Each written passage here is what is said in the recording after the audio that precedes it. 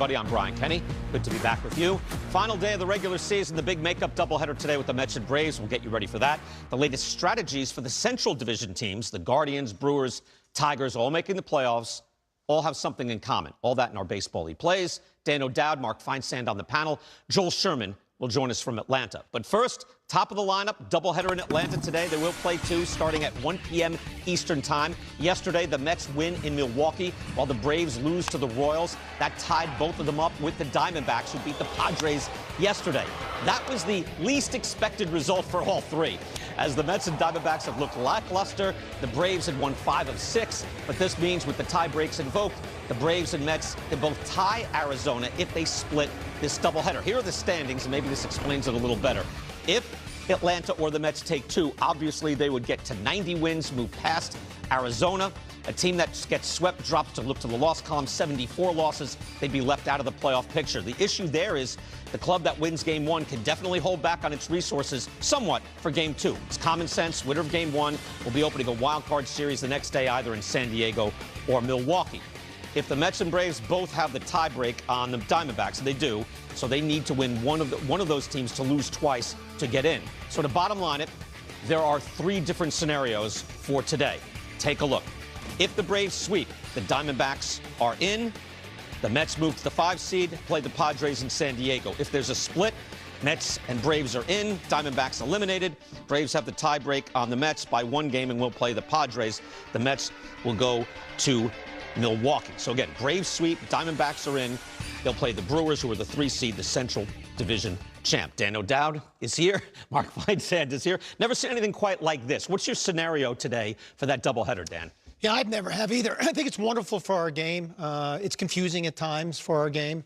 Obviously Atlanta's at home. They're going to be the prohibitive favorite. But these 2 teams, Mark, they have been so unpredictable this year. I'll say it again. The Braves, who have been one of the worst teams with runners in scoring positions, I think since May 1, I think they're 3rd worst in the entire game. If they hit with runners in scoring position, they'll win this game. If they don't, the pattern will continue to hold for them, and they will not. I love this. September 30th, we got playoff baseball. We have an elimination game today, one way or another, no matter who wins that first game. It's great. I mean, we all love the playoffs, and it's starting a day early. Do we overrate the shutting it down for Game 2? Given that you've got, a 28-man roster, you cannot drop someone from the roster, pick up something like get a starting pitcher from your minor league organization without losing that player that you're sending down for 2 rounds. So I'm not sure you can control this as much as, beyond what Dog was saying, your relief ace. Like, you can hold back Diaz or Iglesias. Beyond that, I don't know if you can control shutting it down as much in Game 2, can you? Okay, I thought the point you made with Mad Dog was so appropriate, is that, we don't have expanded 40-man rosters where you can run out of Team B. I think people are overvaluating that whoever wins Game 1, they're going to shut it down for Game 2. Players just aren't wired that way. Sure, if the Braves win, they'll probably start Jesse Chavez. They won't pitch some of their key bullpen guys. But Jesse Chavez is beloved on that club. They'll probably Bummer will get the ball today. Luke Jackson would pitch a lot in Game 2. These are good players. The reason why these 2 teams are here is because of their depth. So Adam Duvall is probably going to get a lot of at-bats. He could hit multiple home runs in a given game. I just feel like all the pundits are spending way too much time talking about how the club's going to roll over for Game 2 if they win Game 1. I just don't see that. It doesn't work that way normally. Well, you can't roll over with a 28-man roster the way you once could with a 40-man roster. That's obvious. That said, Mets win Game 1, you're not going to see Lindor in Game 2. You're not going to see Alvarez in Game 2. You're going to see some of their big guys in the lineup get the game off. Yeah, but my point to so that you're not rolling over. Yeah, but then you've got Acuña playing shortstop, who, when he jumped in when Lindor got hurt, had some monster games for him. That's the beauty of our game. You just don't know. I agree, and I remember that we were talking about this whole laying down thing, and I remember back in 2011, I was covering the Yankees at the time, and the last game of the season meant nothing to the Yankees, and the Rays were trying to get into the playoffs. And the Yankees started Dellin Betances, who I think had not been in the big leagues, or he was not Dellin Betances all-star yet. Look at this lineup of players, of pitchers they used that day. Boone Logan, Luis Ayala, and Corey Wade all had sub-2 ERAs. They were real guys for them. That's it. Phil Hughes was struggling. A.J. Burnett was struggling. They didn't know if he was even going to be in the playoff rotation. And at the end of the game, they gave the ball to Scott Proctor and said, all right, buddy, this game's yours till it's over. And that was the famous Evan Longoria walk-off. You're not going to see 11 guys go out there in game 2 for either of these teams in the pitching box score, because they don't have 11 guys that they can put out there because they don't have a 40-man roster. I was going to say it's a pretty good bullpenning game, actually. This day and age, when you do that. Right. Here is the pitching plan for the Mets and Braves. Remember, Atlanta has held back Chris Sale, the Cy Young frontrunner, for an elimination game. So he wouldn't be going until game 2. They're still holding him back. So if they have Spencer Schwellenbach going in game 1, he's been excellent. He's been excellent against the Mets. So there's a chance that Schwellenbach pitches great, and they can keep holding Sale back until the wild card on Tuesday. Mets, I don't know if it's a similar philosophy, because Tyler McGill has actually pitched a little better than Luis Severino, although Severino is considered, I guess, the better pitcher. Yeah, right? I think they're probably doing the same thing, saving Severino for a elimination game. You know, I do think the advantage is here to the Mets, because they just saw that pitcher just last week. In the one game they played, Schellenbach pitched against the Mets. And so... Didn't do anything against him, though. Yeah, but at least there's familiarity of slot, ball out of the hand, pitching movement, all those things. You know, the Braves haven't seen McGill at all since he's come back from getting optioned out, and he's been really good since they bought him back. So it's a really interesting decision how they're using Sale. It's, you know, McGill, again, I think that the thought was, like, you know, Severino, hold him back, keep your ace back. But there's Tyler McGill since August 30th, coming back with a 1.78. Severino has a 3.64. Yeah. A little more dominance, a little bit better swing and miss stuff. I guess you go game to game, and Severino's look good. But yeah, I don't know. Are they holding him back, or is it just, no, we've got to throw somebody game 1? Maybe they believe in McGill. I think the way McGill's been pitching, you have to believe in him. That said, his last 3 starts against Atlanta, he's got a 6.75 ERA. So even if they haven't faced him since he's been back up, this team does have some experience against him, and they have some very positive experience against him. So I don't think the Braves are going to go out there saying, wow, he's been a different guy since he came back in August. They're going to say, this is the guy we've knocked around the park a few times. Yeah. Well, it was crazy just late yesterday, just the way it all turned out. Unbelievable. And also, like, I have to give credit to Francisco Lindor coming back. He walked, stole second on the first pitch, ended up scoring on an MO base hit. Yeah, set the tone for the entire game. Because you can see, that's what I mean even today, pitch by pitch, you know, baseball really follows on a pitch-by-pitch, out-by-out basis, and it builds off of what has just transpired. That happened yesterday. It'll happen again today. Yeah, and BK, the other thing is pressure is interesting in the game of baseball, and every team and every player reacts differently to it. So we can talk about the team that wins game 1, how they don't have a lot at stake for game 2. But the team that loses game 1, the amount of pressure they're going to feel going into game 2 is going to be significantly different. They're going to be playing, I would think, much tighter than the club that actually wins game 1. So it's really a fascinating conundrum that we're looking at today. If the Braves win the first game and they're going to be playing the Padres tomorrow in San Diego, you have to wonder, those guys may just want to get the heck out of there, right? They know they have a long cross-country flight. They have a game tomorrow. There may be one of those. I understand that. I just don't think guys are wired that. I mean, Mad Dog made that comment too. I think if you really know players, though, the bench players are going to play. I mean, they're going to want to contribute. I mean, this is their opportunity now to feel like they're making a difference for their team. I think they're going to compete. I don't think they're going to do those things. I don't think you can treat it like a getaway day. You know how sometimes you see the getaway day, the afternoon game on a Thursday afternoon, and you see guys swinging at the first pitch, strike zone is like this big. I just can't anticipate that today. I think everybody, the level of professionalism that is there, and the ability to stick it to the other team that you're playing. Yeah, there's no love lost between these two teams. the Braves and the Mets. Meantime, time for a little managerial check. Mets do have decisions to make on their resources. They were up 5-0 in the 9th yesterday. They ended up using Edwin Diaz to come up, and not against the middle of the order either. Now it's you need this win. He is your relief ace. You can make the case, don't get cute at this point. Just beat Milwaukee and move on, live to fight another day. However, Dan, they were up 5-0. So your thoughts on utilizing your best weapon out of the bullpen with a 5-run lead? Well, I think they know Edwin better than I do, but it was 6 days off. It would have been 7 days off going in today if he didn't pitch. I think power guys, BK, need to get on the mound. I think my only question mark would be through 25 pitches. I might have gotten him out there a little sooner than that. I don't think it was so much about protecting the lead as making sure that he's going to be as sharp as he can possibly be going into today. With a doubleheader today, though, well, again, it's 7 days off. That's the issue. There's either too much rest for bullpen or not enough rest for bullpen guys. If they didn't pitch him yesterday and he comes in today and he's walking the ballpark and he's not sharp, everybody said, well, they had to get him work before. They can't give him a week off beforehand. I thought it was just as interesting, if not more so, that Phil Maton pitched in that game also. He pitched on Saturday. Yeah. So he's now pitched Saturday and Sunday, 38 pitches. He's been one of their most important guys. Yeah. And they have a doubleheader today. Diaz said he's ready to go both games if he has to today. But with Maton, now you're asking him to potentially pitch 4 games in 3 days. That's, to me, just as interesting as using Diaz after 6 days off. The way this has turned out, it actually does put more of an emphasis, and this is something that they wanted to do in baseball. The league certainly wanted this, to put more of an emphasis on winning the division.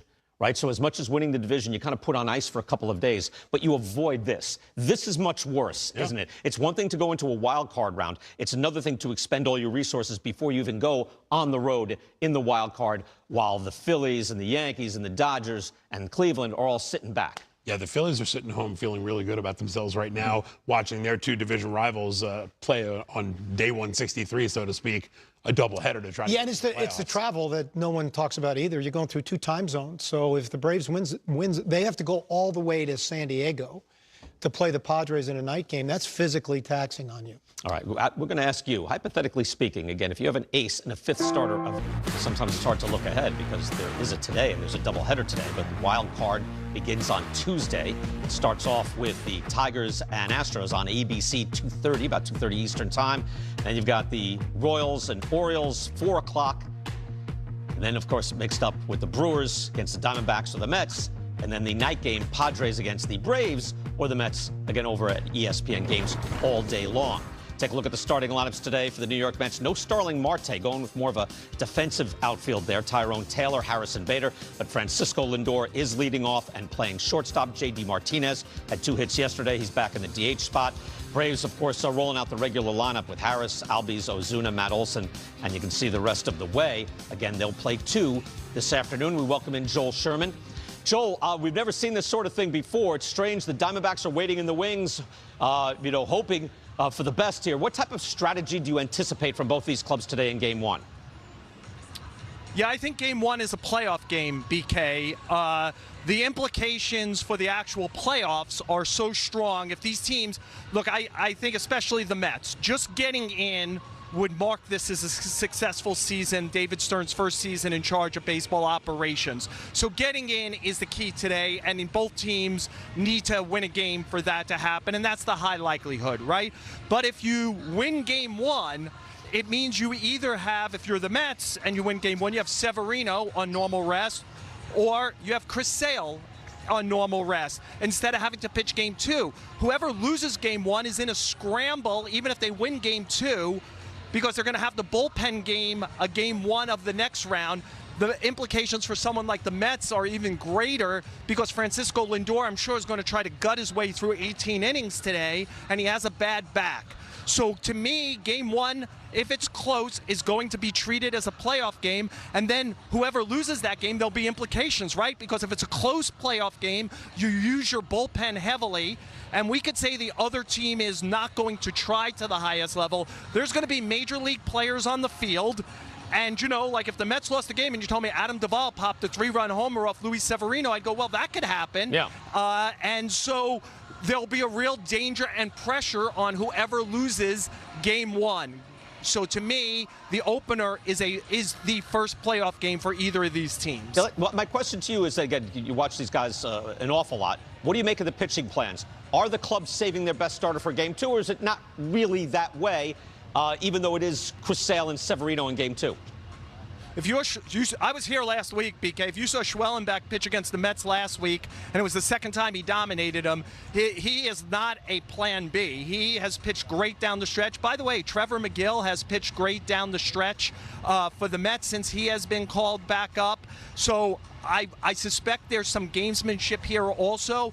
Chris Sale's velocity was down a little in his last start. If they could win Game 1 and push him back even a little further to a Game 1 start for the playoffs, and let's be honest, I think they'll probably, let's see if he's pitching and how he pitches a Game 2 if the Braves need the game. I think it's an interesting subplot to the day because it's been a while since he's been out on the mound now. Yeah, 10 days off.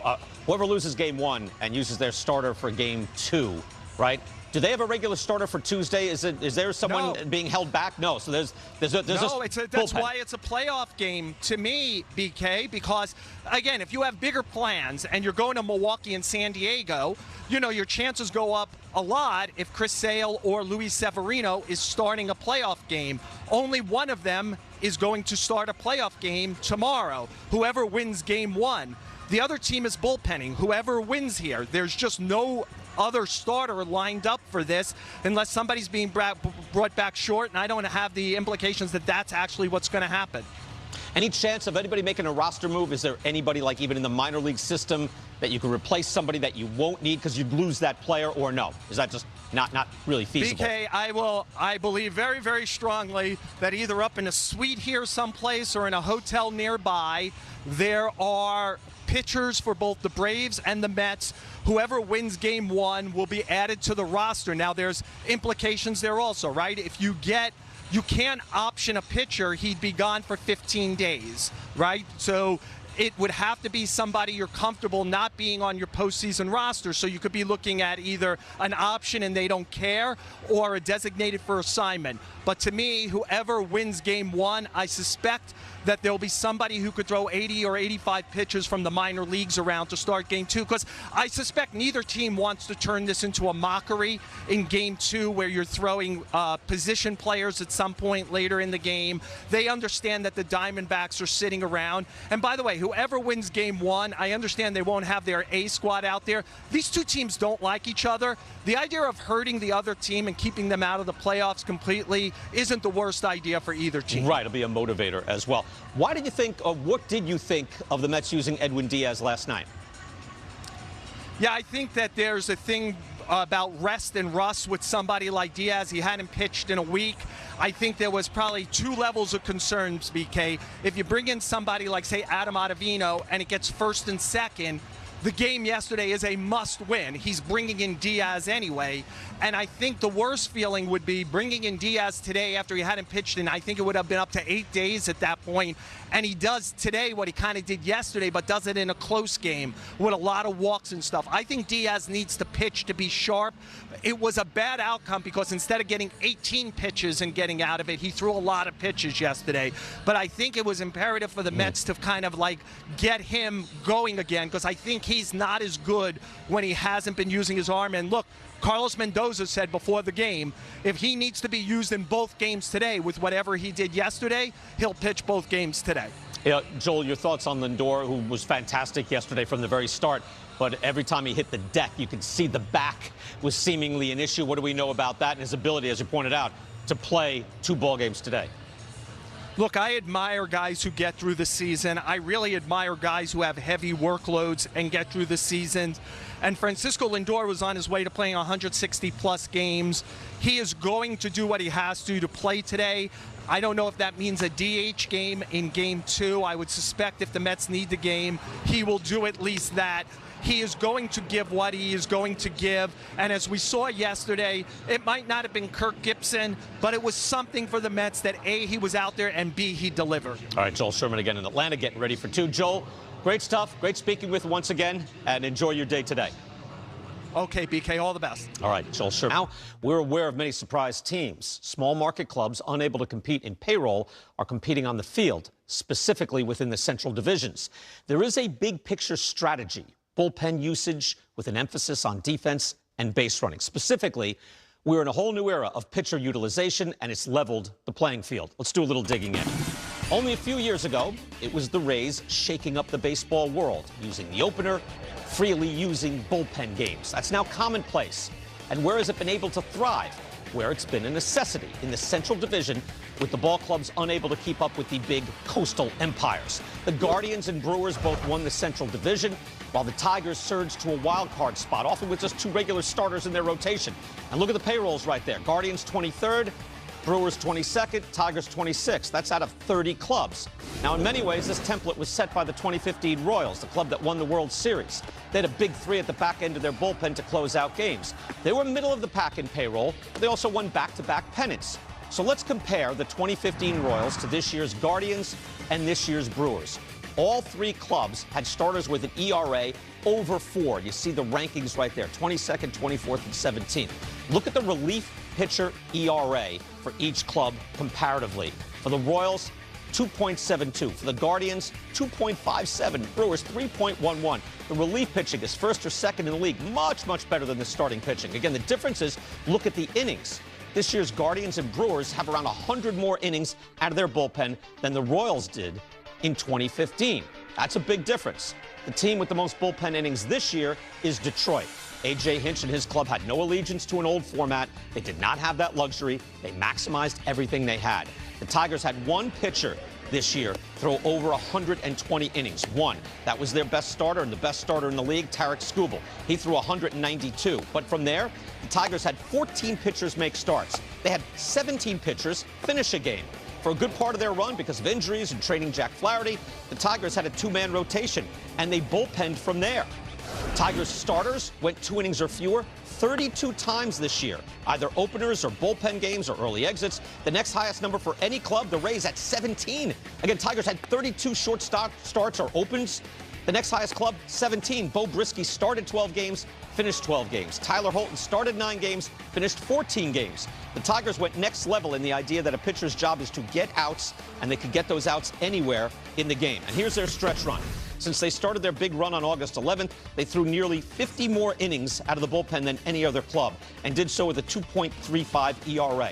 Look at that line. You might not be able to name more than 1 or 2 Tigers relievers start of the year or now, but combined, if you look at the numbers, if you had one starter that put it all together at that level, he'd be the most famous player in the game. Tigers getting it done. There's power in the combined effort, and the Central Division teams have figured that out. Dan, I want to start with you. We've been talking bullpenning a long time.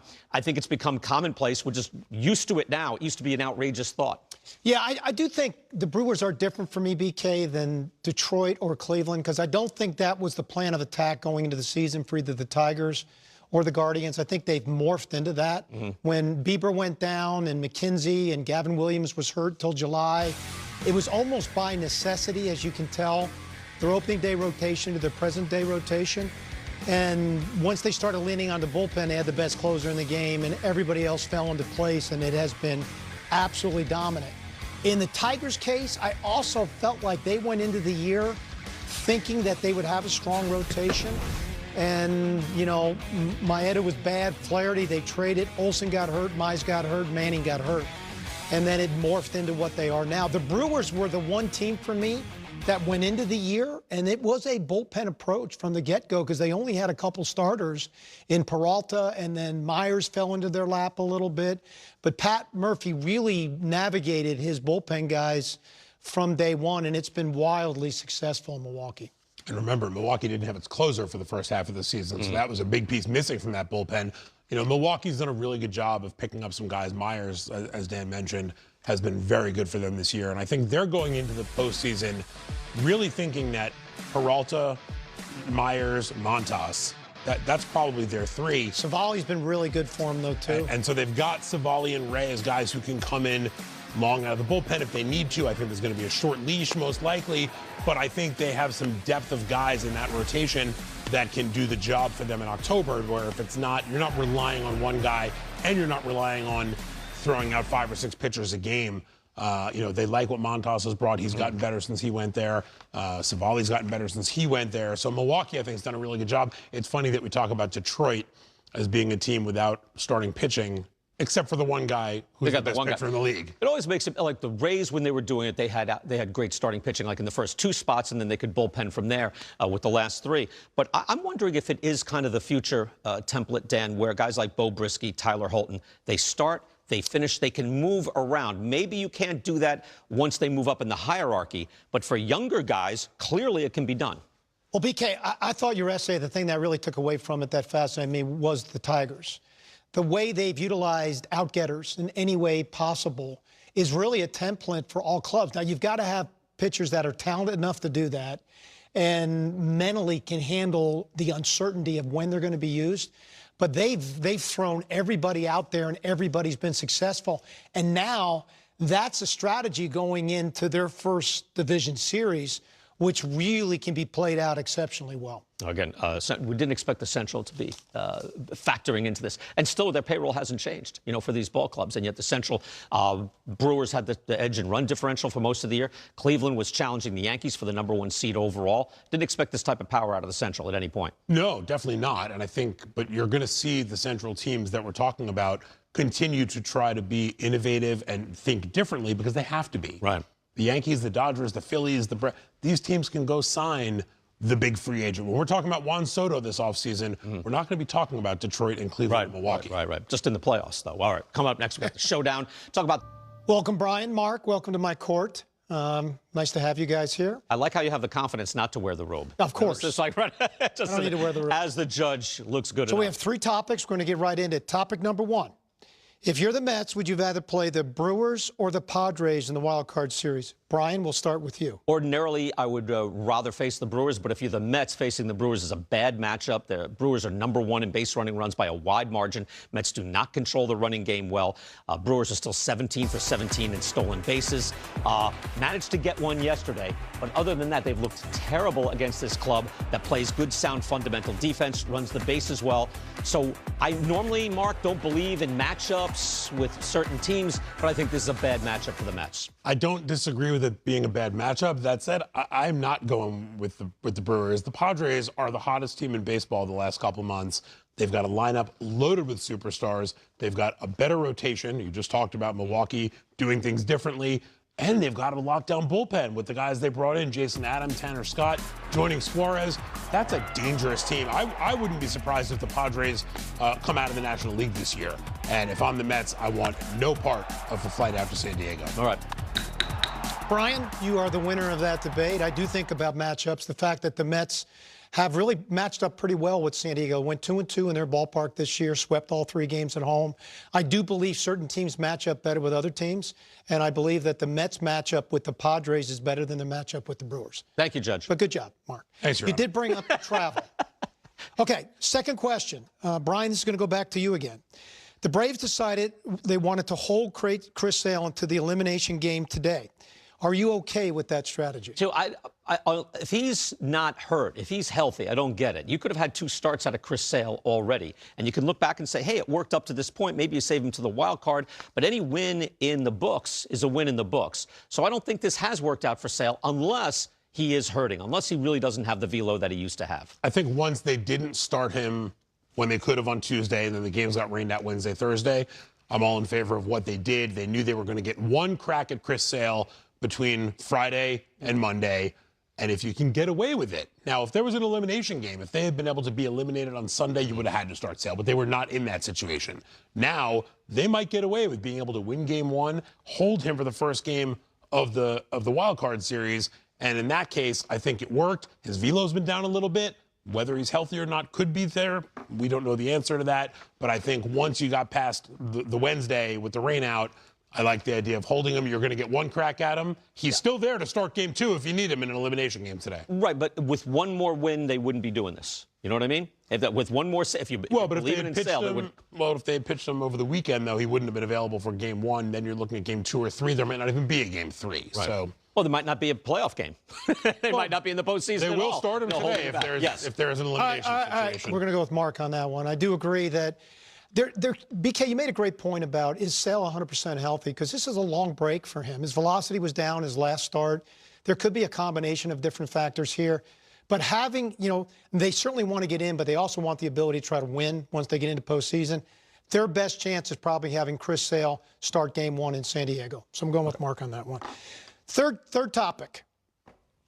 Mark, we're going to start with you. Who is your National League Rookie of the Year? It's Jackson Merrill. Paul Skeens has been phenomenal. He's been arguably the best pitcher in the league, and with some more innings, he might even be the guy we're talking about as the front runner to Cy Young. But Jackson Merrill came in this year at 21 years old, changed positions, became a center fielder after being an infielder his whole career, and helped carry this Padres offense. 156 games, 24 home runs, an 826 OPS, and played a stellar center field, 11 outs above average, one of the best arms in the game, a 5+ win season for a kid at 21 who helped carry a team that, had some struggles at times, and he really just showed the ability to go out there every day and bring it. Yeah, this kills me too, because Merrill's been outstanding, and you can have a guy who's slugging 500, playing a very good defense in center field, playing over 156 games, extremely valuable. However, the other guy is the #1 pitcher in the game from the moment he came in to the major leagues. He's got a 1.96 ERA, only had 133 innings, but again, that's a 2.14 ERA plus. And you see there, since he came up, he is the #1 pitcher at bat for at bat in the sport. Did you see him this weekend against Soto and Judge? This weekend when he came in and faced those two guys, I mean, it just wasn't even close. Take a look at these at bats, and I would say, what is more difficult to approximate? In that Merrill was about the 5th best center fielder in the game, and it's close. He's not near Aaron Judge, but he's up there. Whereas Skeens is already a 6-win player, contributing at the top end and the top end of the rotation. I think he's more difficult to approximate. I think he's more valuable. That's where I'll go. Yeah, and BK, you're going to win this round, too. For a couple of reasons. Number one, you're the host of this show. It's not fair. It should not happen that way from Mark. Number two is that I did pick Paul Skeens to win the Rookie of the Year prior to the season starting. So as a judge, I want to make myself look as good as I can. So the fix was in right from the beginning. But, number three, I think what we're seeing with Skeens, it's historic. And I think he needs to be rewarded for something that I don't think we're going to see again in a very, very long period of time. Merrill was good. We're going to see that again at some point in time. As great as he was, I do think someone else will come along and duplicate that in the next half a dozen years. Skeens, I think he's one of a kind, so I think it needs to be rewarded. I think Skeens might take home Rookie of the Year. Jackson Merrill probably happy that he gets to play a baseball game tomorrow. Yeah, Merrill's fantastic. I want to put anything down on Good job, guys. Right, that was really good. Judge. No moment seems too big for Jaden Daniels. The rookie threw for a touchdown, ran for another as he led the Commanders to a 42-14 win over the Cards yesterday. And thanks to an Eagles loss, Washington now sits alone atop the NFC East at 3-1. Daniels has been on fire this season, completing 82% of his passes, the highest in the league this year, and the best over any 4-game span in NFL history. My goodness. Now, according to ESPN Bet, Daniels is the current favorite to win Offensive Rookie of the Year. All right, we got Teddy, Stephen A. I would hope so. And Shannon back here with us. Yeah, I think he's got a solid case. Shay, tell me this. Would you rather have Jaden Daniels on your team, obviously I'm looking at the NFC East, over a Dak Prescott or Jalen Hurts for the rest of the season? Guys, y'all know I hate being a prisoner of the moment, but the way this young man is playing right now and the way Cliff Kingsbury is in his ear and dialing up the plays, you're absolutely right. I'm going to take him over anybody else in that division. The way he can and I get it, that's a college offense and it's very, very simplistic. Well, a lot more teams need to make their offense simplistic if it's going to cause their quarterback to play like this young man is playing. He's more mature than you would think.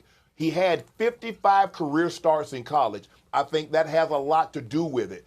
And he has Cliff Kingsbury. No matter what you think about Cliff as a head coach, Stephen A. Brewski, there's no denying his offensive mind and his ability to coach quarterbacks. You look at what he had. He had Johnny Football when he won the Heisman at A&M. He coached my homeboy. He had Kyler as his rookie season. There's no denying his ability to relate and to get on their levels and extract the best out of a quarterback.